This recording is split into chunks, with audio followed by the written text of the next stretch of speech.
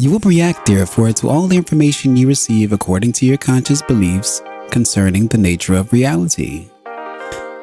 The deeper portions of self do not have to take the ego's idea of time into consideration. So, these portions of self also deal with data that would ordinarily escape the ego's perception. Perhaps until a certain point of ego time was reached. The ego, which must manipulate most directly with the everyday world, takes time, clock time, quite seriously. Even the ego, however, realizes to some extent that clock time is a convention, but it does not like such conventions broken. It will often neglect any clairvoyant or precognitive material that comes into the conscious mind from the deeper portions of the self. On occasion, when the ego recognizes that such data can be highly practical, it then becomes more liberal in its recognition of it, but only when such information fits in with its concepts of what is possible and not possible. Now, the ego's concepts are your concepts.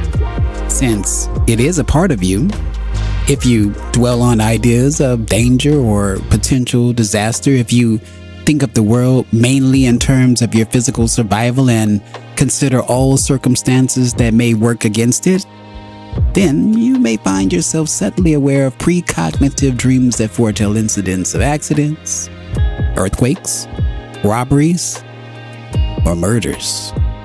Your own idea of the perilous nature of existence becomes so strong that the ego allows this data to emerge, even though it is out of time, because your fearful beliefs convince it that you must be on guard.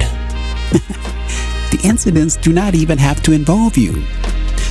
From all the unconscious, telepathic, and clairvoyant data available, however, you will be aware of this particular grouping, and it will serve to reinforce your idea that existence is above all perilous.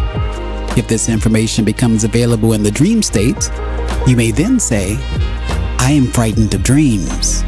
My bad dreams so often come true." So you try to inhibit memory of your dreams. Instead, you should examine your conscious beliefs, for they are so strong that they are causing you not only to focus upon calamity in the physical world, but to use your inner abilities to the same end. Telepathic communication is constant. This is usually at an unconscious level merely because your conscious mind is in a state of becoming. It cannot hold all the information you possess. As an example, if your conscious ideas are relatively positive, you will react to telepathically received information of a similar nature, even if you do so on an unconscious level. As I mentioned earlier, in the 616th session, you are also sending your own telepathic thoughts outward. Others will react to those according to their own ideas of reality. A family can constantly reinforce its joy, gaiety, and spontaneity by concentrating on ideas of vitality, strength, and creativity.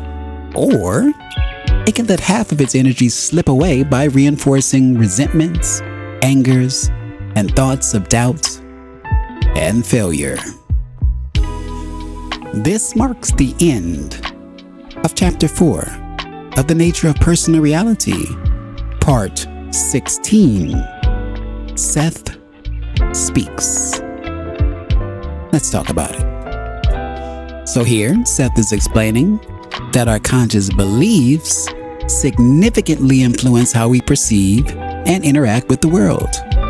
The ego, or our everyday self, is deeply connected to our concept of time and often ignores information from deeper, more intuitive aspects of ourselves.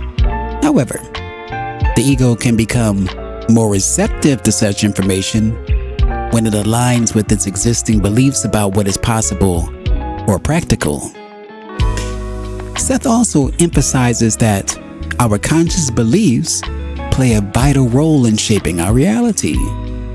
If we focus on fear, danger, and potential disasters, our ego may become more open to precognitive experiences that support these beliefs.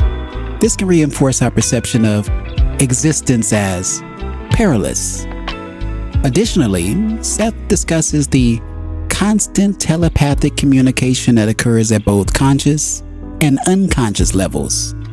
Our beliefs affect how we receive and send telepathic thoughts, influencing our interactions with others and our own experiences. If you've enjoyed this passage, please consider giving it a like, sharing with a friend, and of course, subscribing for more. What did you think about this passage? Leave it in the comments below. And as always, thank you for watching. Thank you for listening. I'm Tony Victory, a wolf uncaged. Thank you.